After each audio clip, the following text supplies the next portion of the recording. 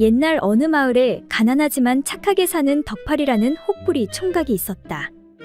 어느 날 산에 나무하러 간 덕팔이는 날이 어두워져 집에 가려는데 비가 쏟아지는 것이었다. 덕팔이는 어느 허름한 집 한 채를 발견하고 그곳에 몸을 피했다. 아이고, 갑자기 무슨 비가 이렇게 오는 거야? 여기서 잠시 쉬었다 가야겠구나. 심심해진 덕팔이는 노래를 부르기 시작했다. 달아 달아 밝은 달아, 얼씨구나 절씨구나 이 태백이 놀던 달아. 그런데 잠시 후 도깨비가 덕팔이 앞에 나타났다. 내 이놈, 방금 노래를 부른 게 내 놈이냐? 아이고, 죄송합니다 도깨비님. 도깨비님이 주무시고 계시는지도 모르고 한 번만 용서해 주십시오. 저는 이만 가보겠습니다. 가긴 어딜 가? 내 들어보니 노래를 잘하던데 노래의 비결이 무엇이냐? 얼마 후면 팔도 귀신 노래 자랑이 있거든. 내가 거기 한번 나가보려는데. 그 말에 덕팔이는 순간 번뜩이는 생각이 들었다. 아, 그건 말입니까? 바로 이 턱에 달린 노래 방울 주머니 때문에 노래를 잘 부를 수가 있습니다. 오호, 그렇단 말이지. 그럼 그 주머니를 나에게 넘기거라. 그렇다면 내가 금은보화를 주겠다. 정말이십니까? 도깨비는 그렇게 혹주머니와 돈주머니를 교환하였다. 그렇게 덕팔이는 혹도 떼고 큰 부자가 되었다. 한편 이 소식을 들은 이웃 마을 욕심 많은 혹부리 총각은 며칠 후 그 허름한 집으로 달려가 노래를 불렀다. 얼씨구 절씨구 아리랑 쓰리랑 아라리가 났네. 그러자 잠시 후 들었던 것처럼 도깨비가 나타났다. 내 이놈, 방금 노래를 부른 게 내 놈이냐? 네, 그렇습니다. 그래, 노래를 잘 부르는 비결이 무엇이냐? 네, 그건 바로 이 턱에 달린 노래 주머니 때문입니다. 아니, 뭐라고? 내 이놈, 어디서 거짓말이냐? 내 며칠 전 너처럼 혹 달린 놈에게 쏘가 큰 돈 주고 노래 주머니를 샀는데 귀신 노래자랑에서 예선 탈락했다, 이놈아. 그런데 어디서 거짓부렁이냐? 아이고, 도깨비님 잘못했습니다. 살려주십시오. 또 날 속이려 하다니 내 도저히 내 놈을 용서할 수가 없구나. 전번 놈에게서 쏘가 받은 혹을 내 놈에게 달아줄 테니 약물에 혹 2개를 달고 살 거라, 이놈아. 아이고, 도깨비님 잘못했습니다. 용서해 주십시오. 아직 장가도 못 간 총각인데 혹이 2개면 영원히 혼자 살아야 합니다. 그렇게 욕심 많은 혹부리 총각의 애원에 도깨비가 측은한 생각이 들어 그래, 좋다. 네 놈이 직접 속인 것도 아니니까. 정말입니까? 그럼 용서해 주시는 것입니까? 어허, 이놈, 용서해주면 내부는 어떻게 풀란 말이냐? 네, 그럼 어떻게 하실 겁니까? 그 대신 내 놈이 원하는 곳에다 이 혹을 붙여주도록 하겠다. 그렇게 욕심 많은 혹부리 총각은 아랫도리에 무엇인가 하나가 더 달리게 되었고 주변의 여자들이 넘쳐나게 되었다고 한다.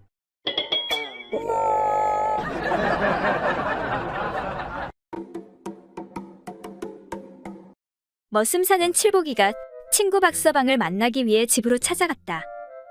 마침 박서방은 집에 없었고 그의 부인이 문을 열어주는데 빼어난 미모의 그녀는 안타깝게도 벙어리였다. 아주머니, 안녕하세요. 근데 박서방, 이 친구는 어딜 나갔나요?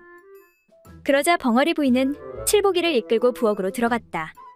그런 다음 갑자기 등을 돌리고 치마를 걷어 올리더니 한껏 물이 오른 허벅지와 엉덩이를 보여주며 술병을 가리키는 것이었다.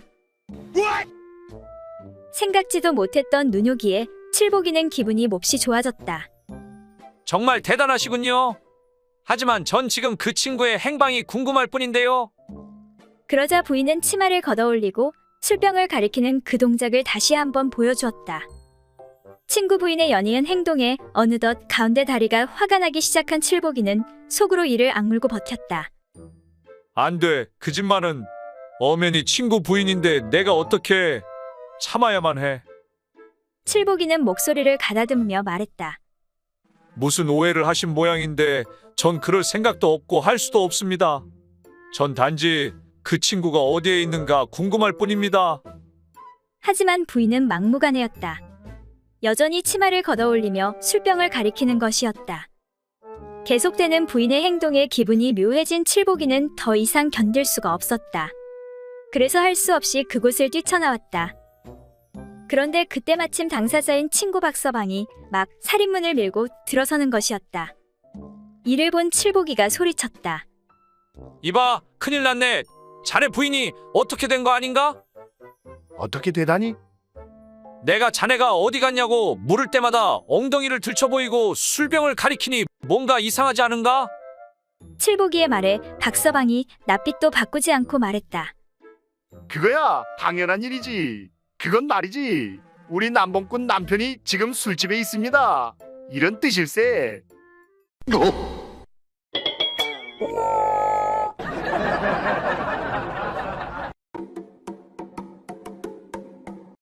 옛날 어느 마을에 잘난 조상 덕으로 원님이 된 바보가 있었다. 그는 정말 대단한 바보였다. 하지만 다행히도 똑똑한 마누라를 두어 어떤 일이 있을 때면 일일이 부인에게 물어서 해결하곤 했다. 그런데 재판을 하는 일만은 그럴 수가 없어서 부인을 잘 보이는 곳에 몰래 앉혀놓고 부인의 손짓에 따라 모든 일을 처리하는 방식을 썼다. 그러던 어느 날 죄인 하나가 붙잡혀 들어왔는데 도무지 어떻게 해야 할지 알 수가 없었다. 사또나리 한 번만 용서해 주십시오. 다급해진 바보원님이 얼른 부인이 앉아있는 쪽을 쳐다봤다. 그러자 부인이 손바닥을 밑으로 엎어 보이는 것이었다. 아, 엎어놓고 볼기를 치라는 소리군. 이에 바보원님이 명령을 내렸다. 여봐라, 그놈을 엎어놓고 매우 치도록 하여라. 사령들이 달려들어 사정없이 죄인의 볼기를 치기 시작했다. 아이고, 나 죽네, 나 죽어. 죄를 지었다지만 쉬지 않고 볼기를 계속 맞는 사람을 보니 원님은 딱하다는 생각이 들었다. 그래서 다시 부인이 있는 쪽을 쳐다보니 부인이 그제서야 손바닥을 젖혀 보였다. 그것은 이제 그만 때리라는 신호를 보내는 것이었다. 하지만 바보원님은 그것을 알아듣지 못하고 다시 이런 명령을 내렸다. 여봐라, 그놈을 당장 뒤집어 놓아라. 명령대로 죄인을 똑바로 눕혀놓으니 바지가 내려진 그 몰골이 가관이 아니었다. 죄인은 아픈 것은 고사하고 창피해서 죽을 지경이었다. 아이고, 누가 제 소중히 좀 가려주십시오. 부탁합니다. 그 광경을 본 원님의 부인은 웃음을 참을 수가 없었다. 하지만 채통이 중요해 차마 대놓고 웃을 수는 없어서 손가락을 깨물며 웃음을 참았다. 그런데 마침 그 모습을 본 바보원님이 다시 명령을 내렸다. 여봐라, 어서 저놈의 소중이를 깨물어라.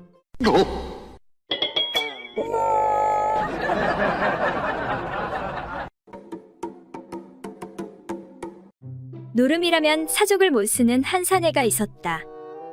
사내는 만사를 제쳐놓고 노름판을 쫓아다니다 보니 노름꾼의 말로가 다 그렇듯 이 집에 나만 할 물건이 하나도 없었다. 아니 이번에도 꽝이로구먼. 그렇게 해서 급기야는 집문서, 땅문서가 죄다 남의 손으로 넘어갔고 남은 것이라곤 혼인 후 여태껏 건드린 적이 없는 마누라밖에 없었다. 사내는 그날 밤에도 여지없이 노름판에 끼었는데 또다시 탈탈 털리고 말았다. 아니 오늘 일진도 사납구만. 사내가 일행들을 둘러보며 말했다. 이봐 자네들 혹시 우리 집 마누라를 전당 잡을 수 없겠나? 뭐라고? 자네 마누라를? 응, 내 큰돈을 요구하지는 않겠네. 부탁이야. 그러니 돈 좀 빌려주시게. 그러자 한 친구가 고개를 흔들었다. 에이, 그게 무슨 소린가? 말도 안 되는 소리 하지 말고 그만두시게나. 사내가 다시 부탁했다. 이봐, 남의 심장 무너지는 소리 좀 작작하게나. 절대 손해 볼 일이 아닐세. 이래 봬도 우리 집 마누라는 진짜 수처녀라니까. 친구들이 코웃음을 흘렸다. 허, 자네 지금 그 말을 믿으라는 건가? 시집 온 지 벌써 5달이 넘었는데 어떻게 자네 마누라가 처녀란 말인가? 헛소리 좀 작작하시게나. 그러자 사내는 이렇게 열변을 토하는 것이었다. 정말이야. 자네들 한번 생각해보면 모르겠나?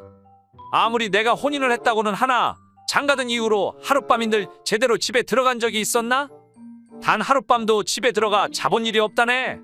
그러니 마누라가 당연히 처녀일 수밖에.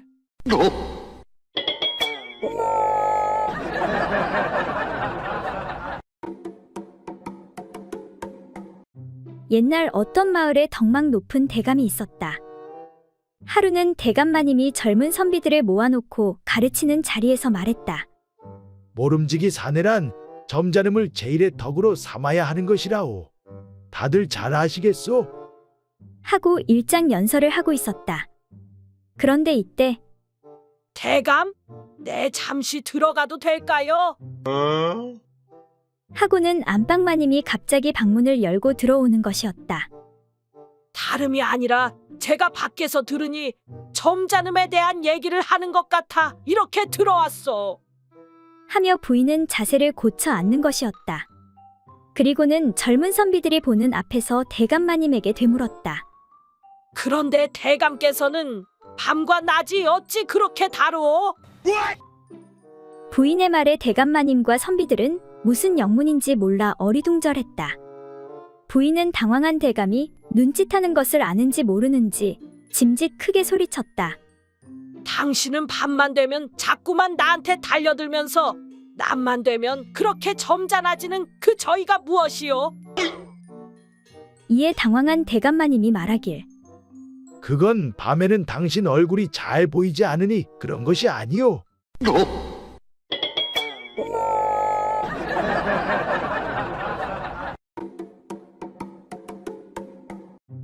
옛날 어느 마을에 전쟁이 일어나 마을 사내들이 전장에 나가게 되었다. 이에 포졸 칠삼이도 전장에 나가게 되었는데 그는 전장으로 나가기 전 그의 아내 말자와 이야기를 나누었다. 서방님, 안 가면 안 되시나요? 당신이 이렇게 전쟁에 나가는 게 나는 너무 두렵습니다. 걱정 말구려.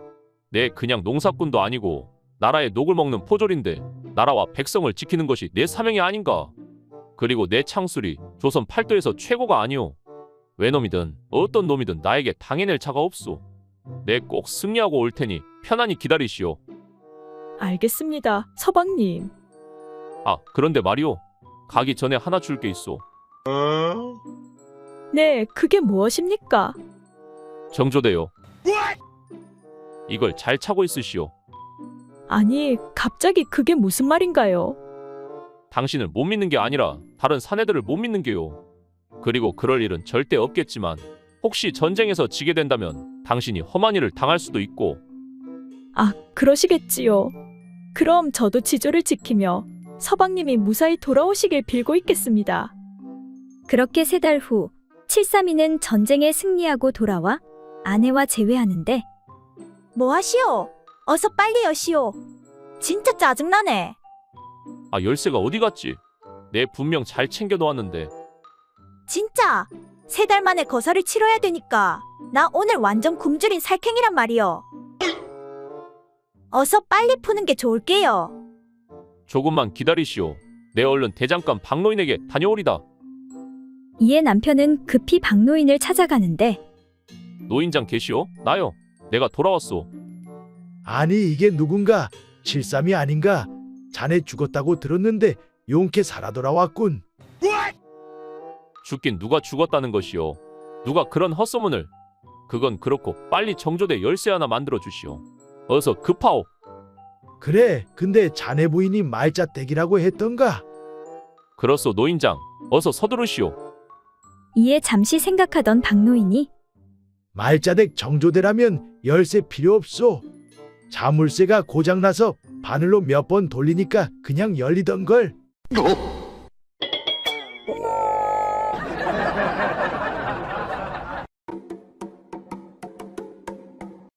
옛날 어떤 사람이 아내를 잃고 10년째 호라비로 지내다가 다시 새 장가를 들고 싶었다. 그래서 중매쟁이를 통해 어떤 참한 과부가 있다는 말을 듣고 재혼을 하기로 결심하였다.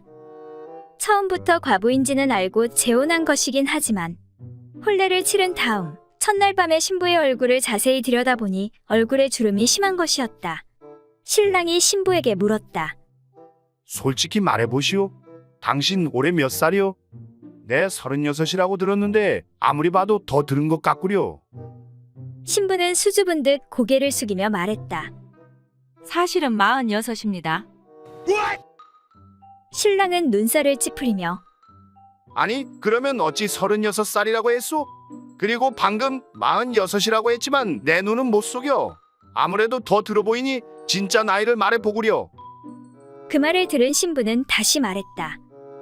사실은 54입니다. 속여서 기분이 언짢으시겠지만 용서하십시오. 제가 나이는 조금 들었지만 요리도 잘하고 집안 살림이든 뭐든 다 잘합니다. 평생 지아비로 섬기고 따르겠으니 용서해 주십시오. 허허, 이거 참 54살이면 나보다 나이가 훨 많은데.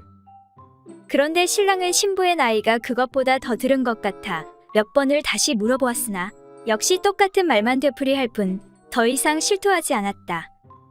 신랑은 도저히 믿어지지 않아 궁리 끝에 문득 좋은 생각이 떠올랐다. 신랑은 시치미를 뚝 떼고 벌떡 일어나더니 옷을 주워 입기 시작했다. 아니, 지금 나를 두고 어디로 가시려고요? 신부가 묻자 신랑이 말했다.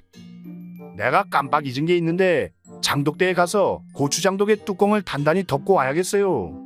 그렇게 하지 않으면 쥐들이 고추장을 물어가 하나도 남지 않을 테니. 그 말을 들은 신부가 황당하다는 듯 말했다. 내 참 별 희한한 소리를 다 듣겠네. 내 나이 70이 넘도록 쥐가 고추장 물어간다는 말은 처음 듣는데.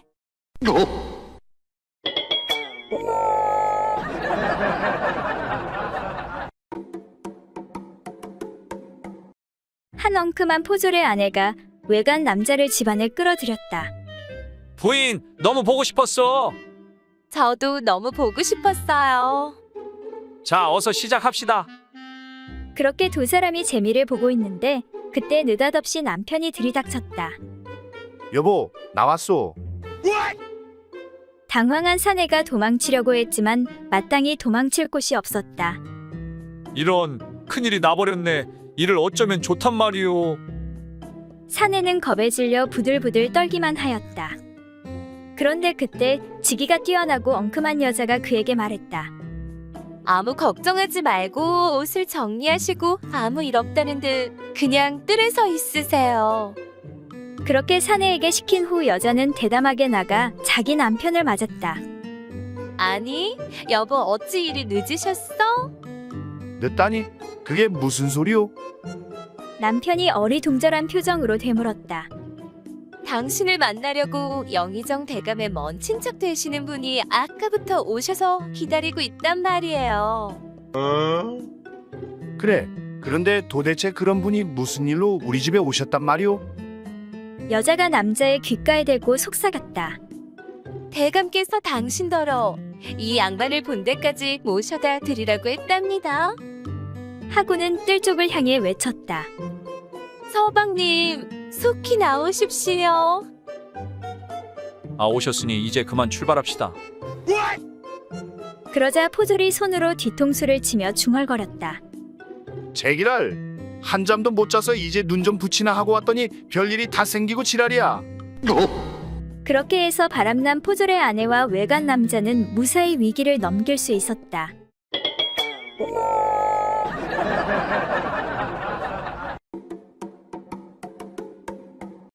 어느 날 대감 부인 넷이 정대감 댁에 모여 앉아 수다를 떨고 있었다. 그런데 그날의 날씨 때문인지 아니면 그 장소의 분위기 탓이었는지 남이 들으면 낯이 뜨거워질 정도로 이야기를 하기 시작했다. 먼저 박대감 부인이 말했다. 난 젊은 사내만 보면 그만 온몸이 근질거려 정신이 없어요. 아무래도 난 남자를 보면 온몸을 바치는 모양인 것 같아요. 그처럼 기탄 없는 이야기를 들은 송대감의 부인도 가만히 있지 않고 이야기했다. 저를 정신없이 만드는 것은 남자들보다도 술이랍니다. 내 방 장롱 속에는 언제나 감옥로 병을 감춰두고 몰래 혼자 홀짝홀짝 마시지요. 참 그 맛이 어찌나 단지. 그러자 정대감 부인도 지지 않고 말했다. 그러면 저도 부끄러운 버릇을 말씀드리지요. 저는 물건을 훔치는 버릇이 있어요. 남의 집에 가면 그만 저도 모르게 탐나는 물건에 슬쩍 손이 가지요. 하지만 지금까지 한 번도 들킨 적이 없지요. 그렇게 부인들이 이야기를 하는 동안 황대감의 부인만 아무런 이야기도 하지 않고 있었다. 그러자 새 부인이 앞으로 나앉으며 물었다. 황대감 부인께선 저희들에게 들려주실 이야기가 아무것도 없으신가요? 그러자 황대감 부인이 아주 태연하게 말했다. 물론 제게도 있지요. 저는 남의 힘을 보는 것을 제일 좋아해요. 지금 같이 여러분들의 이야기를 듣고 어찌 가만히 있겠어요. 얼른 가서 그것을 얘기하고 싶어서 아까부터 벌써 궁둥이가 들썩거리네요.